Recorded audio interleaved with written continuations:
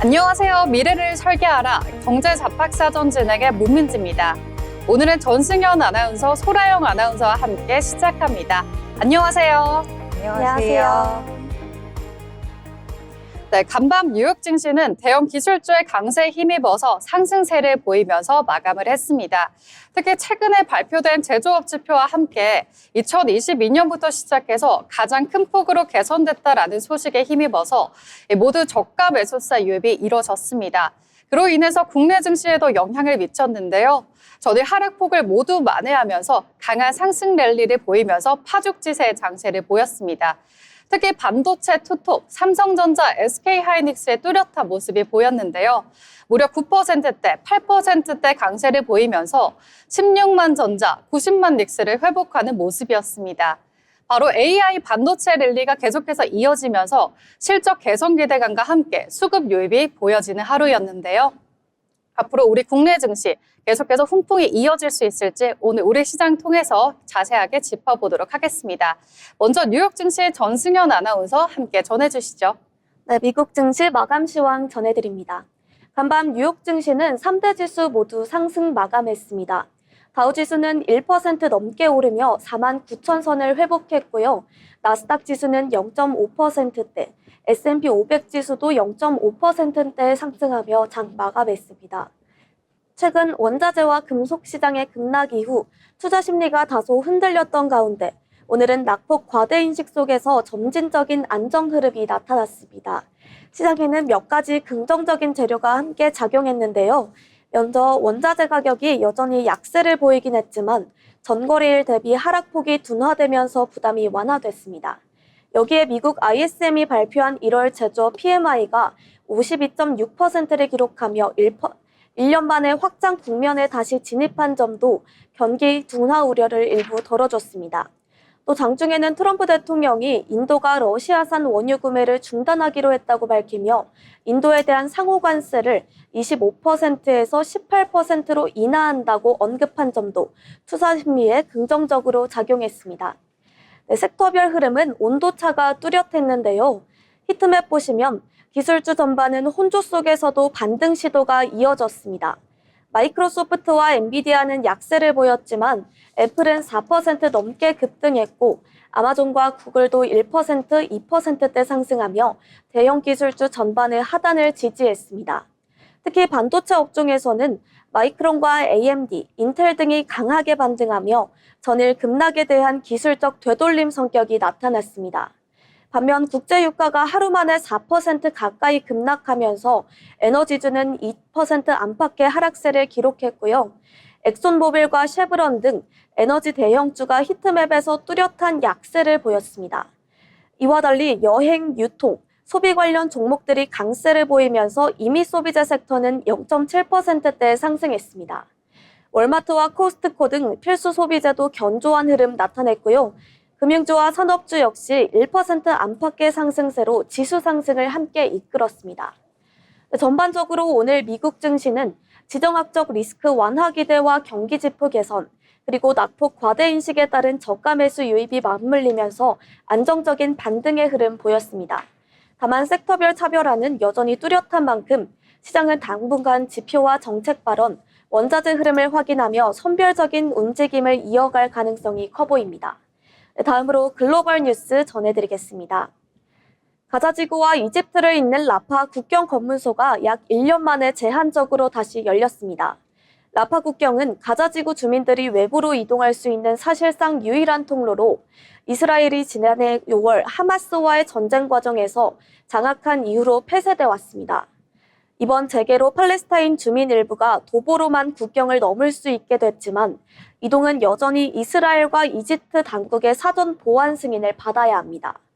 현지 소식통에 따르면 하루 약 50명 안팎만 가자지구를 오갈 수 있을 것으로 전해졌으며 의료치료가 시급한 환자들과 전쟁 초기 가자지구를 떠났던 주민들의 이동 수요가 집중되고 있습니다.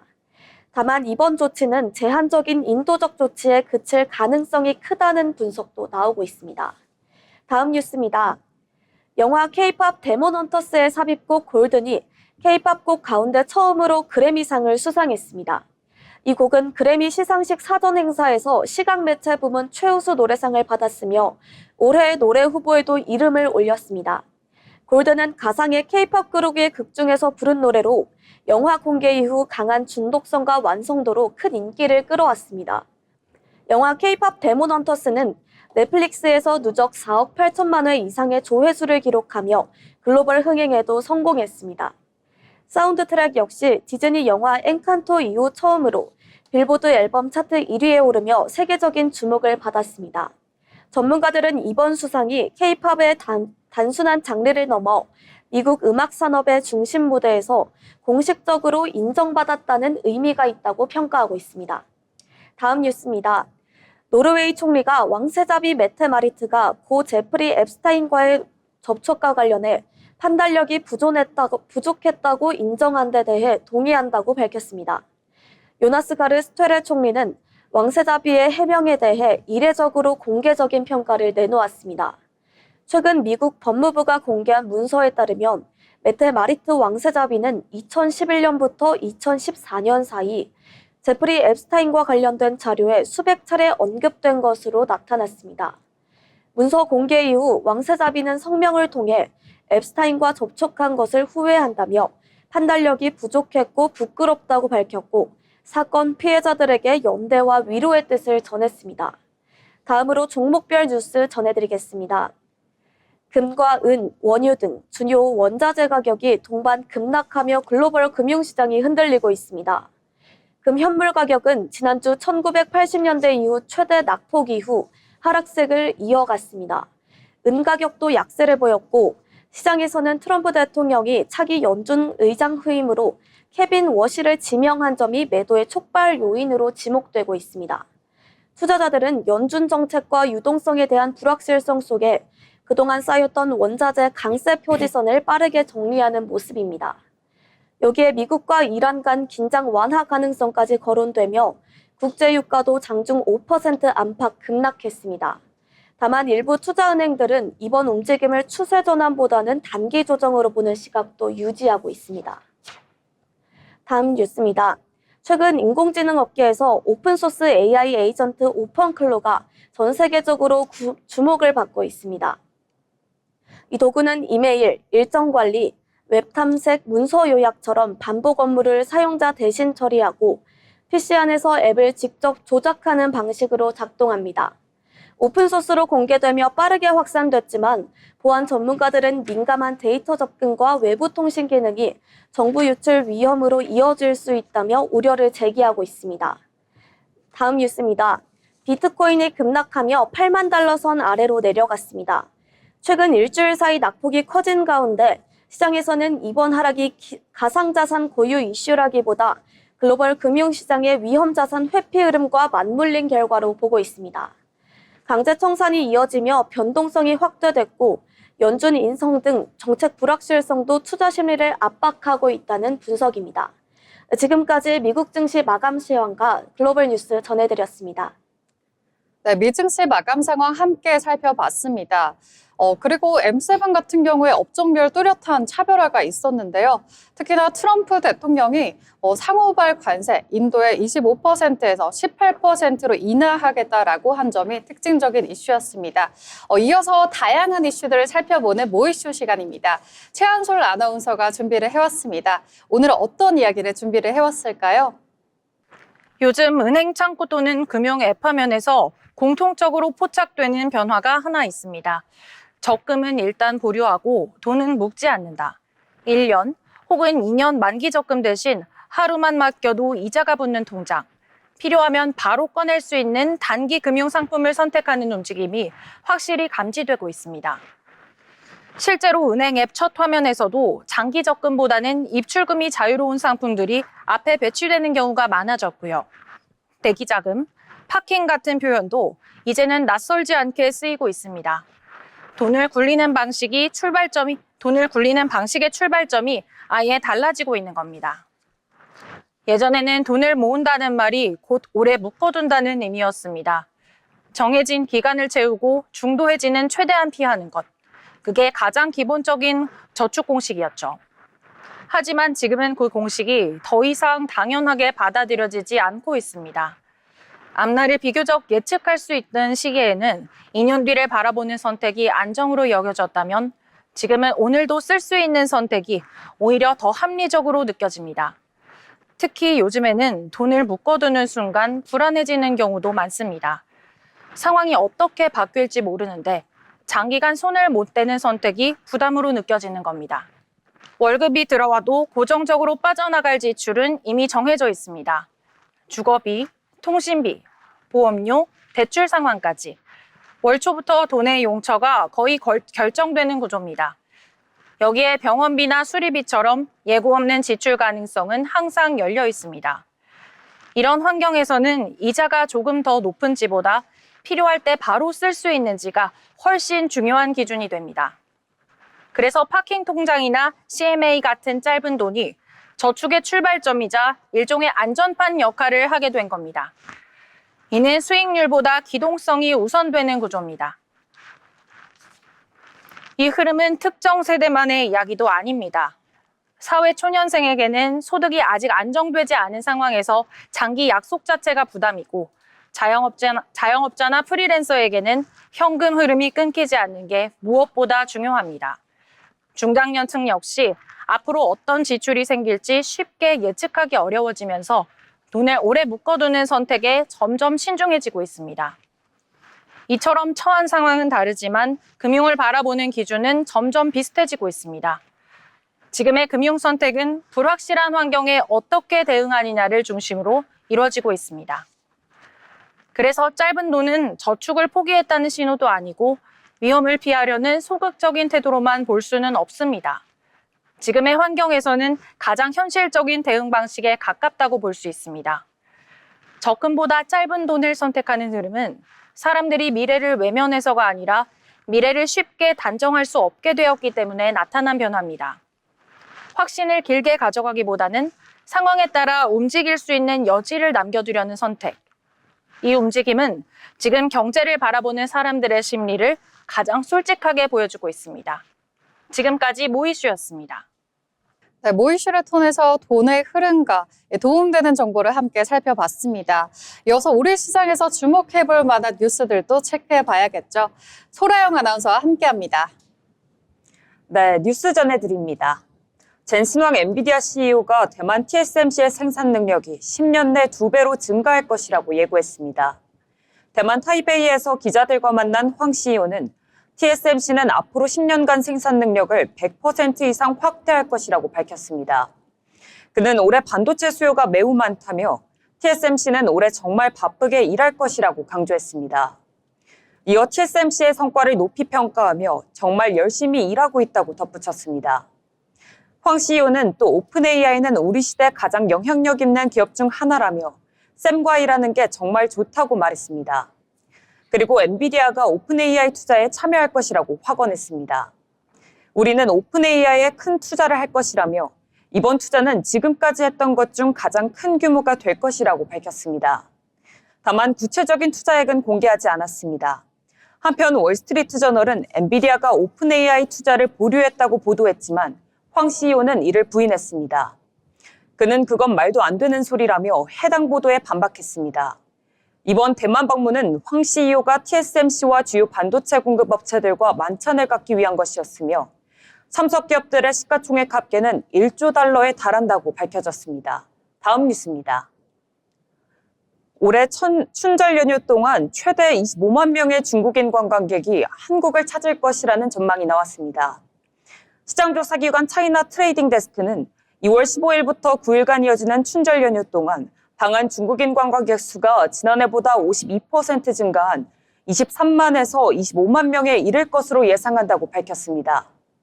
그동안 춘절에 중국인들이 주로 일본을 찾았지만 지난해 일본 총리가 대만에 대한 개입 가능성을 언급하면서 중국 내 반일 정서가 커졌고 그 대신 한국을 찾는 관광객이 늘어났다고 분석되고 있습니다.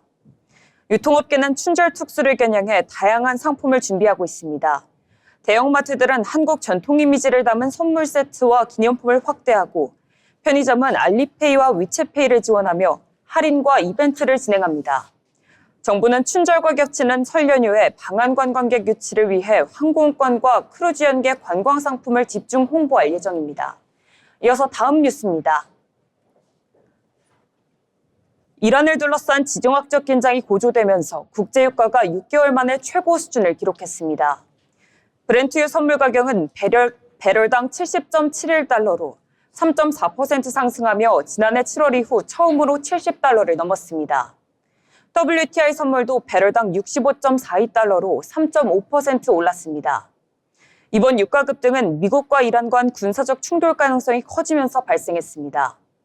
최근 이란 내 반정부 시위 진압 과정에서 대규모 사상자가 발생하자 도널드 트럼프 미국 대통령은 군사적 개입 가능성을 거론하며 거대한 함대가 이란으로 향하고 있다고 밝혔습니다. 그는 이란의 핵무기 금지 합의 협상을 요구했습니다. 이에 이란은 협상에는 응할 수 있지만 군사적 침략에 대해서는 강력히 대응할 준비가 돼 있다고 경고했습니다. 이란은 미국의 요구가 항복을 강요하는 것이라고 주장했습니다. 시장에서는 중동 지역에서의 원유 공급 차질 우려가 커지고 있습니다. 원유 중개업체 PVM의 애널리스트는 이란이 인접 국가를 공격하거나 호르무즈 해협을 봉쇄할 경우 공급에 큰 영향을 줄 수 있다고 경고했습니다. 이상으로 뉴스 브리핑 마칩니다. 네, 반도체 투자 확대와 함께 중동발 지정학적 리스크가 동시에 부각되면서 시장에서는 기회와 변동성이 동시에 일어나고 있습니다. 기대감만을 따라가기보다는 실제 투자 규모 그리고 국제 정세 변화까지 차분히 점검할 필요가 있어 보입니다. 특히 에너지 업종 같은 경우에 민감한 업종일수록 단기 흐름보다는 리스크 관리에 유의하셔야겠습니다. 아울러 본 방송에서 제공하는 정보는 투자 판단에 대한 조언일 뿐 해당 종목의 가치 또는 상승 하락을 보장하지 않습니다.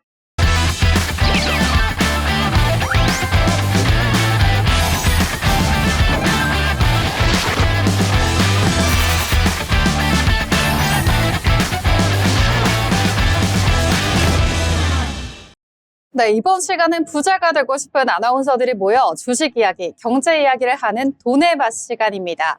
먼저 국내 마감 시황 함께 살펴보겠습니다. 최한솔 아나운서 전해주시죠. 미국 연준 인사 이슈로 전일 급락했던 국내 증시는 오늘장에서는 저가 매수세가 유입되며 제한적인 회복 흐름으로 마감했습니다. 자세한 시장 상황 함께 보시죠. 간밤 미국 뉴욕 증시가 워시 쇼크를 딛고 반등에 성공하면서 코스피는 상승 출발했습니다. 전날 5% 이상 하락했던 코스피는 외국인과 기관의 매수세에 힘입어 반등에 성공하며 6.84% 상승한 5,288선에 거래 마감했습니다. 코스닥 역시 전일 급락 후 저가 매수세가 유입되면서 반등 압력이 작용했습니다. 4.18% 상승한 1,144.32포인트에 장 마감했습니다. 다음은 수급 상황 살펴보겠습니다. 오늘 코스피 시장은 개인은 3조 3,238억 원 매도 우위를 보였지만 외국인이 9,273억 원, 기관이 2조 3,361억 원 순매수하며 지수 상승을 견인했습니다. 코스닥에서는 개인은 6,527억 원, 외국인은 1,449억 원 순매수한 반면 기관은 8,730억 원 매수 우위를 보였습니다. 다음은 시가총액 상위 종목 살펴보겠습니다. 코스피 10개 종목 모두 상승하며 전날 하락분을 만회했는데요. 오늘 반도체 대형주가 강한 반등세를 보이며 지수 상승을 주도했습니다. 삼성전자 11.37% 상승한 16만 7,500원의 종가 형성했고요. SK하이닉스는 9.28% 상승한 90만 7천원에 거래 마감했습니다. SK스퀘어는 8.12% 상승한 54만 6천원에 마감했고요. HD현대중공업은 6.01% 상승한 58만 2천원의 종가 형성했습니다. 오늘은 전일 급락에 따른 기술적 반등 그리고 저가 매수세 유입이 지수 회복을 이끈 가운데 특히 반도체 IT 중심의 대형주와 수출 중공업 업종으로 수급이 확산된 장세였습니다. 다음은 코스닥 시장입니다. 대형주 중심의 쏠림 현상이 나타나면서 제한적인 흐름을 보였지만 코스닥 역시 10개 종목 상승 마감했습니다. 에코프로는 4.49% 상승한 16만 9,800원에 장 마감했고요.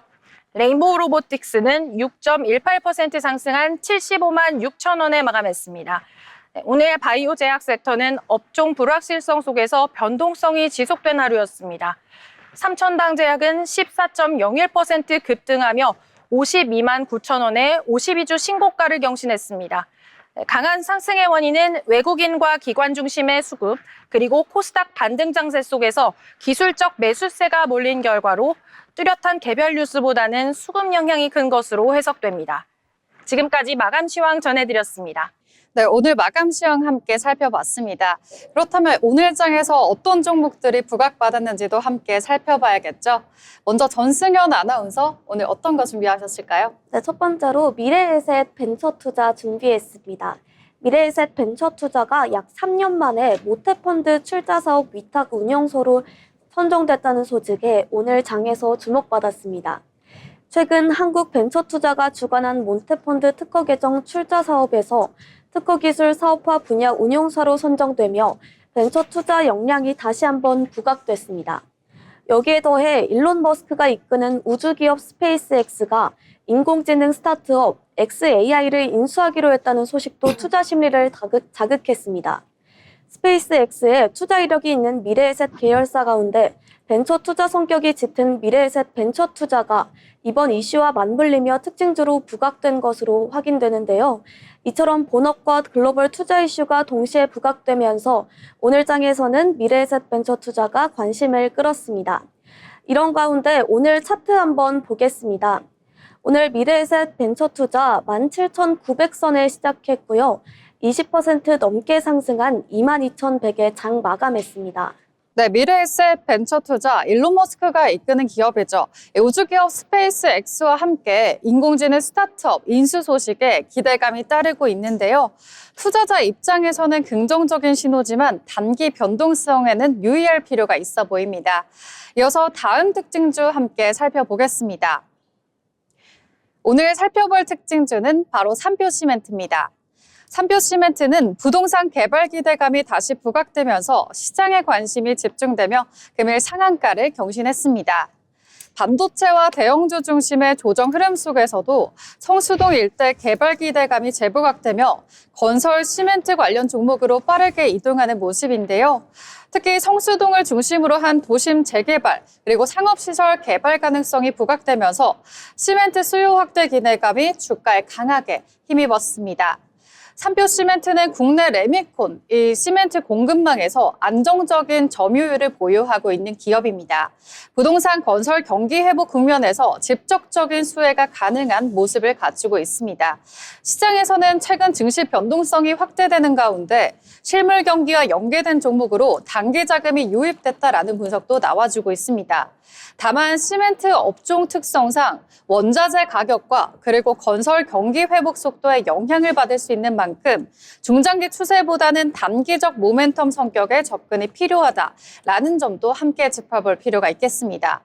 삼표 시멘트 금일 11,580원에 시작해서 고가 14,190원 경신하면서 종가 14,190원에 거래를 마쳤습니다.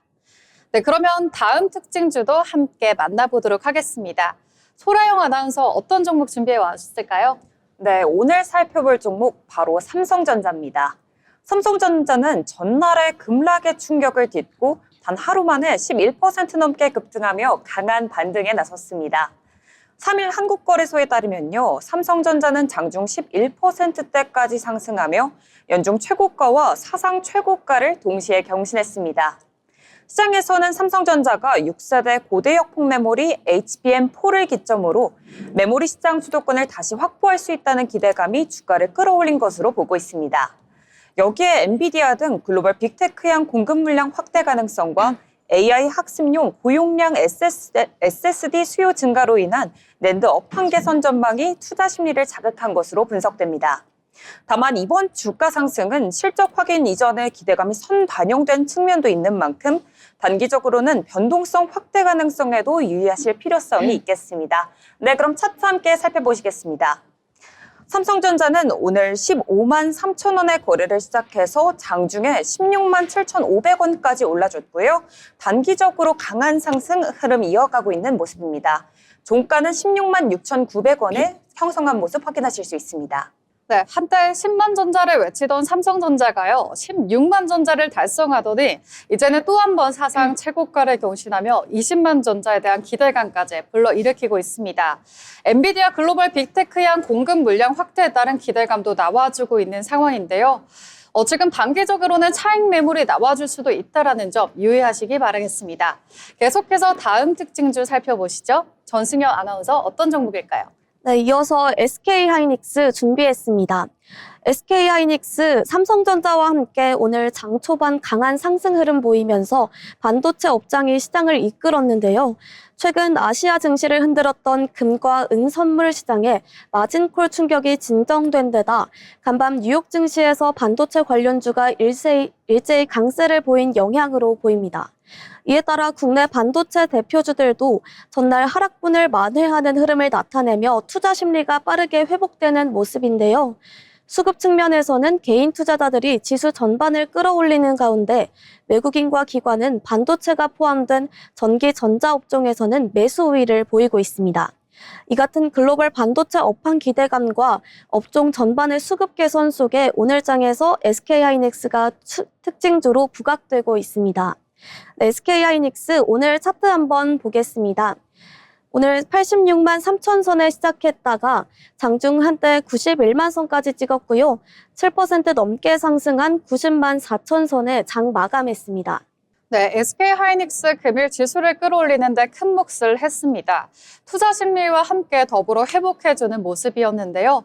반도체 수급이 긍정적인 만큼 차익 실현이 나올 수 있다는 점도 유의하셔야겠습니다. 네, 이어서 마지막 특징주도 함께 살펴보시죠. 다음으로 파도에 대해서 함께 살펴보도록 하겠습니다. 파도는 주식 거래 재개 첫날부터 강한 매수세가 유입되며 오늘 상한가, 이른바 점상으로 거래를 마쳤습니다. 파도는 과거 상장 과정에서 불거졌던 이슈로 주식 거래가 정지됐던 종목인데요. 한국거래소가 상장 유지 결정을 내리면서 오늘부터 거래가 재개됐습니다. 불확실성 해소에 따른 안도 심리와 그동안 대기하고 있던 매수 수요가 한꺼번에 유입되며 주가가 급등한 모습입니다. 파도는 데이터 센터용 SSD 컨트롤러 설계 전문 기업이죠. AI 클라우드 인프라 확산에 따른 중장기 성장 인프라를 보유하고 있습니다. 그런 점에 있어서 투자자들의 관심을 다시 불러일으켰고요. 시장에서는 이번 거래 재개가 단순한 기술적 반등을 넘어서 기업 정상화에 대한 첫 신호로 해석이 되며 단기적으로는 수급 중심의 강한 변동성이 이어질 수 있다는 가능성도 나와주고 있습니다. 다만 과거에 따른 신뢰 회복이 나와줬던 만큼 향후에는 실적과 수주, 기술 경쟁력에 대한 추가 확인도 필요하다라는 의견이 나와주고 있습니다. 네, 지금까지 파도에 대해서 함께 살펴봤습니다. 이렇게 오늘 저희가 주목받았던 특징주 함께 살펴봤겠고요. 계속해서 내용을 전해드리는 거 참고하셔서 투자 판단 유의하시기 바라겠고요. 다음으로는 유혜빈 아나운서가 준비한 마켓 트렌드 함께 살펴보겠습니다. 네, 마켓 트렌드입니다. 요즘 시장 흐름을 살펴볼 때 알아봐야 할 점들이 참 많은데요. 그중 오늘은 최근 다시 화두에 오른 이슈죠. 설탕세에 대해서 이야기 나눠보겠습니다. 먼저 설탕세란 설탕이나 감미료 등 당류가 과도하게 포함된 가공식품에 세금을 부과하는 건데요. 목적은 분명합니다.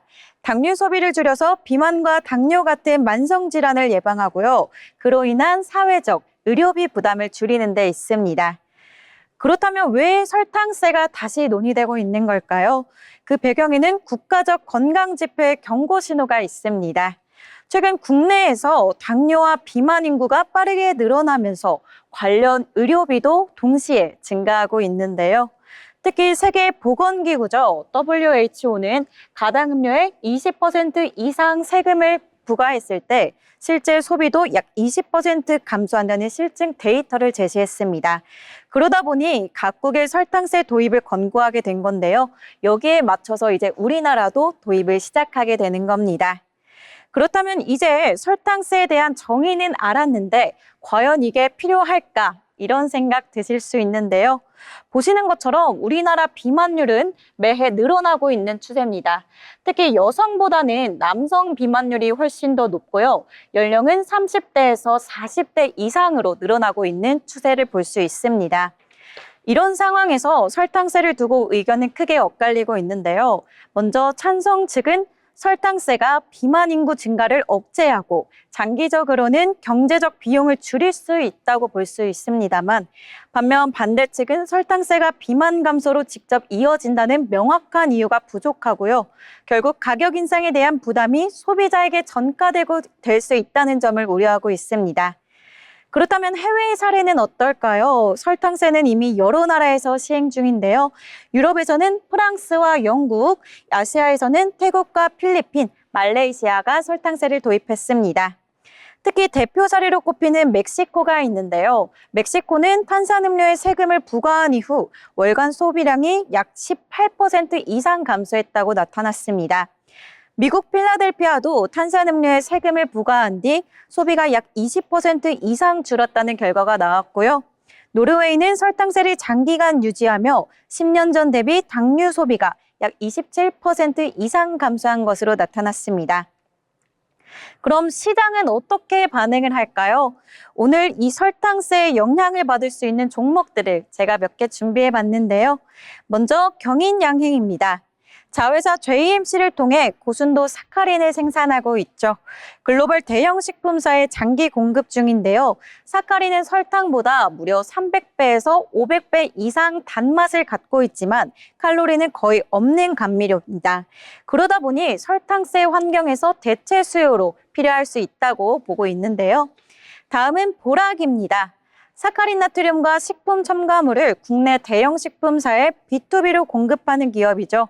특히 원료 배합 변화 시에 직접적인 수혜 가능성이 거론되고 있습니다.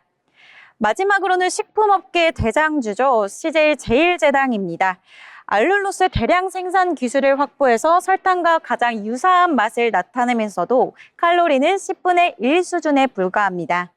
이미 백설 브랜드를 통해 B2C 시장에서 선점하고 있다는 점도 체크해 보셔야겠습니다. 다만 모든 걱정과 기대를 설탕세 하나에 집중하기는 아직 어렵습니다.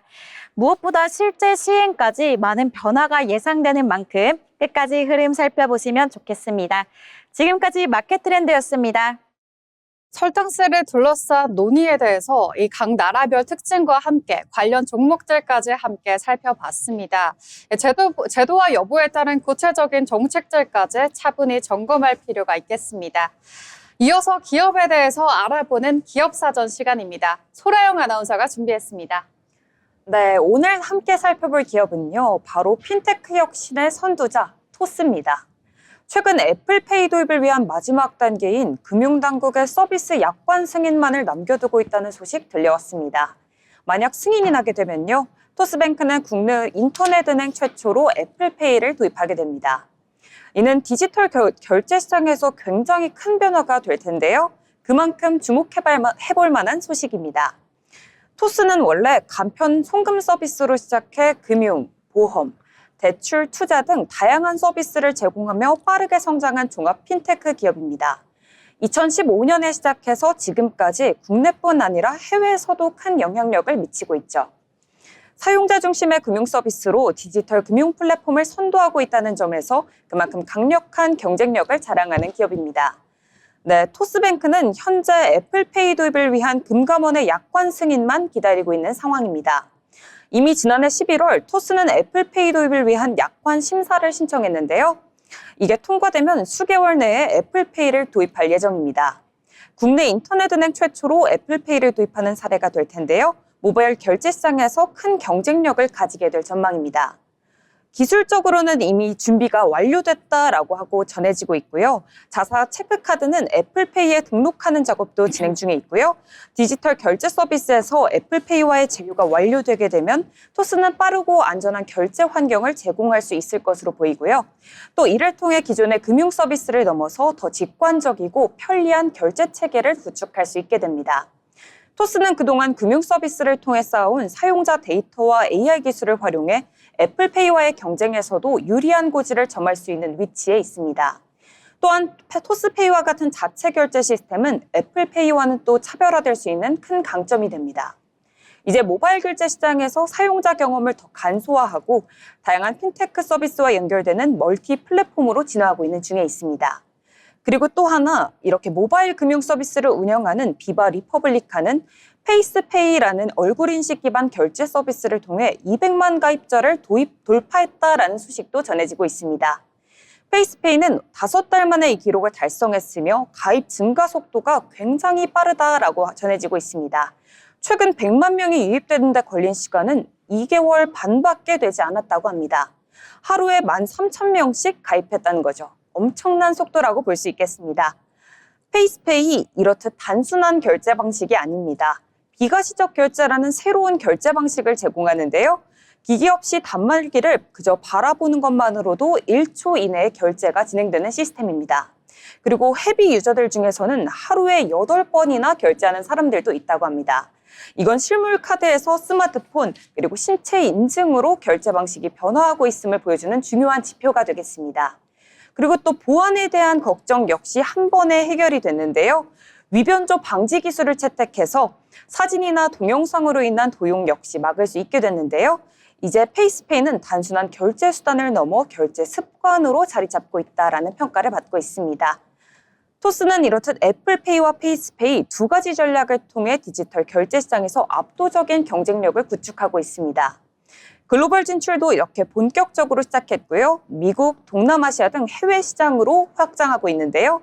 애플페이와의 제휴는 토스의 글로벌 결제 시스템을 만들기 위한 첫 번째 단계일 뿐 향후 더 많은 핀테크 서비스와의 협업을 통해 디지털 경제를 이끌어갈 수 있을 거라는 기대감이 더욱더 커지고 있습니다. 결국 토스는 애플페이 도입과 페이스페이 확대를 통해 국내뿐 아니라 글로벌 디지털 결제 시장에서 큰 경쟁력을 얻을 것으로 보이고요. 앞으로 핀테크 산업을 혁신하는 선도적인 역할을 할 거다라는 점에서 더욱더 큰 성장이 기대됩니다. 지금까지 기업로그 전해드렸습니다. 오늘 기업로그에서는 핀테크 기업의 혁신 기업이죠. 토스에 대해서 함께 알아봤습니다. 토스뱅크가 국내 인터넷 은행 최초로 애플페이를 도입하는 만큼 앞으로 성장이 기대가 되고 있습니다.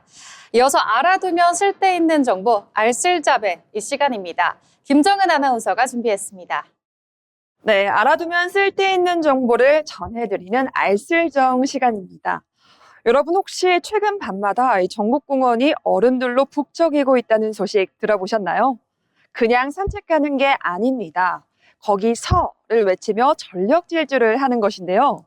바로 추억의 놀이, 경찰과 도둑 줄여서 경도놀이 때문입니다. 어른들이 왜 다시 이 골목놀이에 빠지게 된 걸까요? 오늘 집중 분석해 보겠습니다. 이 열풍의 중심에는 뜻밖에도 당근마켓이 있었습니다. 당근마켓에는 이 중고거래뿐 아니라 이 앱을 통해 여러 모임들을 가지기도 하는데요. 작년 말 대비 경도 검색량은 무려 23배, 또 모임 일정은 15배나 급증했다고 합니다. 처음에는 SNS에서 재미로 시작됐지만 이제는 10대와 20대를 넘어 30대와 가족 단위 참가자까지 늘어나는 추세라고 합니다. 서로 이름도 나이도 모르지만 이 완장을 차는 순간 동심으로 돌아가는데요. 그렇다면 왜 하필 경도일까요? 전문가들은 이 현상을 또 어떻게 보고 있을까요? 국민대 사회학과 최양섭 교수는 이 경도의 인기로 현대인의 사회적 단절을 꼽았습니다. 온라인 소통에만 매몰된 현실에 대한 반작용이 더해진 것이라 풀이했는데요. 일각에선 SNS식 보여주기 문화에 익숙한 MZ세대의 놀이 문화란 말도 나오지만 결국 사람의 온기, 즉 인간관계에 대한 갈증이 인기 요인이라고 분석했습니다. 또한 과거의 공동체와 같은 강한 연대는 부담스럽고 또 게임이 끝나고 쿨하게 헤어지는 이 친목 모임의 형태가 MZ세대의 취향을 저격한 것인데요. 실제로 현장의 반응은 더 뜨거웠습니다. 모르는 사람과 하니까 더 재밌다, 긴장감이 있다. 핸드폰 게임만 하다가 몸을 움직이니 스트레스가 확 풀린다. 이런 의견이 대다수인데요. 하지만 주의할 점도 있습니다. 야밤에 공원이나 광장에서 수십 명씩 뛰어놀다 보니 이 소음으로 인한 불편이나 안전사고 우려도 제기되고 있는데요. 급증하는 검색량만큼 타인을 배려하는 에티켓이 반드시 병행되어야 합니다. 그렇다면 왜 이런 불편한 제약이 있음에도 불구하고 사람들은 왜 추운 밤 공원으로 모이는 걸까요? 단순히 게임의 재미뿐만은 아닐 겁니다. 규칙을 지키고 소음을 줄여가면서까지 이 불편한 놀이를 자처하는 이유는 현장에서 만난 한 시민에게 물어봤습니다. 답변은 사람이 그리웠다. 이 시민 인터뷰 중 나온 한마디입니다. 참 많은 생각을 하게 하는데요. 스마트폰 터치 한 번이면 전 세계 누구와도 연결되는 최첨단 AI 시대지만 어쩌면 우리가 진짜 원했던 연결은 함께 뛰놀던 그 시절에 아주 순수했던 연결이 아닐까요? 지금까지 알쓸정이었습니다. 인간관계에 대한 단절과 그에 따른 해소법에 대해서 함께 알아봤습니다. 계속해서 증권사에서 발간한 이 리포트를 알기 쉽게 전해드리는 투자 리포트 시간입니다. 승연 아나운서 함께 전해주시죠. 네, 오늘 투자 리포트에서는 최근 글로벌 증시를 흔들었던 연준 인사 변수 이후 시장의 시선이 다시 어디로 이동하고 있는지 짚어보겠습니다. 최근 미국 연준 신임 의장으로 케빈 워시가 지명되면서 금과 은, 원자재 시장을 중심으로 차익 실현 움직임이 나타났고요. 이에 따라 금융시장 전반의 변동성도 함께 커졌습니다.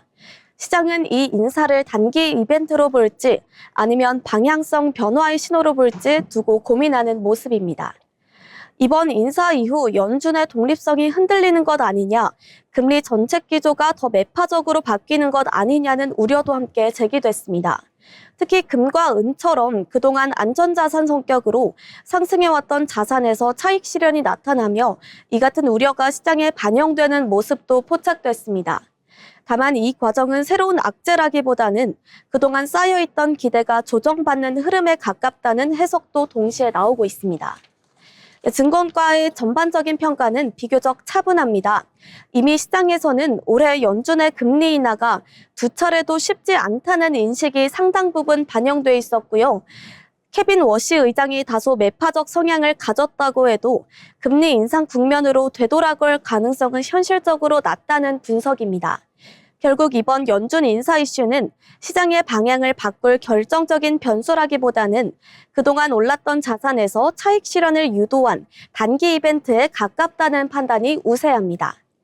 이런 가운데 글로벌 증시의 무게중심은 다시 실적, 그중에서도 미국 빅테크 기업들의 투자 확대로 옮겨가고 있습니다.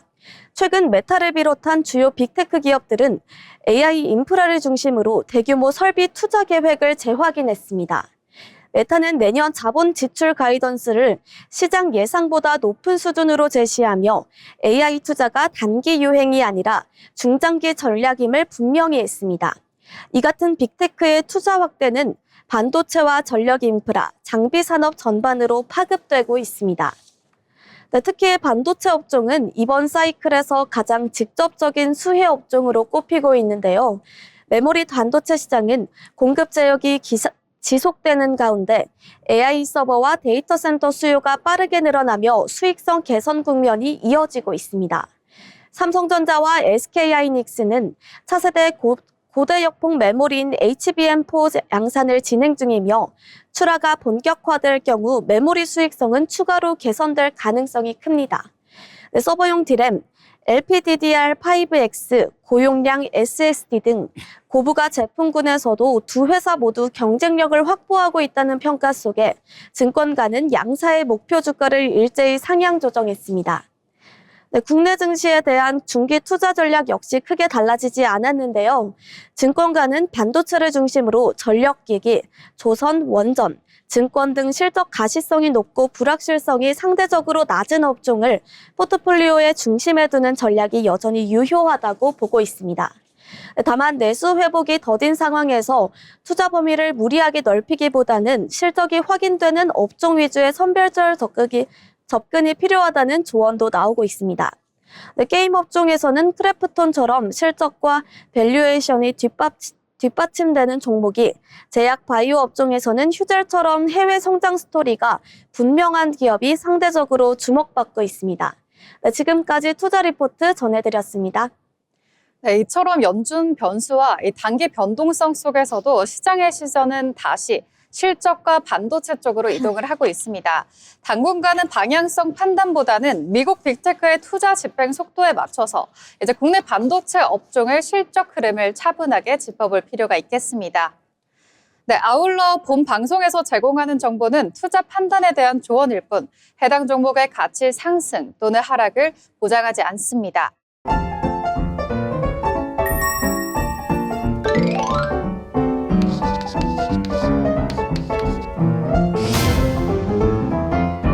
네, 오늘 방송 마칠 시간이 벌써 다가왔는데요.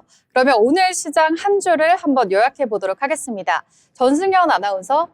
네, 어제가 워시 쇼크로 인한 블랙 먼데이였다면 오늘은 매수 사이드카가 발동한 화이트 튜스데이였다라고 정리하겠습니다. 네, 소라영 아나운서는 어떻게 보셨나요? 네, 미증시 훈풍으로 국장에도 훈풍이 불었다라고 요약해 볼 수 있겠습니다. 특히 요즘같이 6,000피와 1,000스닥을 바라보고 있는 시점인 만큼 국장에 대한 기대 해봐도 좋을 것 같다라는 생각 역시 드는 것 같습니다. 네, 오늘 국내 증시가 전일 급락의 충격을 한 번에 이겨냈던 하루였습니다. 에너지가 한 번에 터져 나오면서 2026년 계속해서 파죽지세 장세를 달려나가고 있는데요. 올 한 해 계속해서 기대를 해보면서 힘내자라고 마무리를 하도록 하겠습니다. 네, 오늘 저희가 준비한 방송은 여기까지입니다. 오늘 여러분들과 함께 경제 잡학사전 함께 달려봤습니다. 시청해주신 여러분 고맙습니다.